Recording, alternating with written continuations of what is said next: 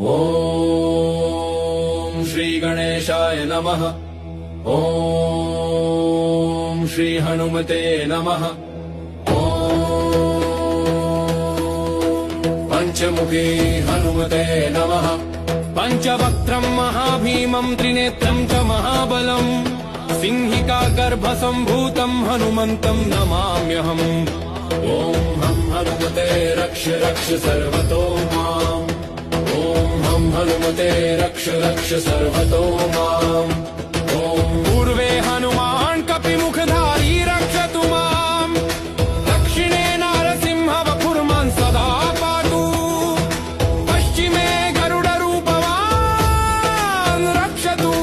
उत्तरदिशि वराहरूप सदा रक्षतु माम्। पूर्वे हयग्रीव विग्रह पातु मे शिरः। अधस्तात् ब्रह्मा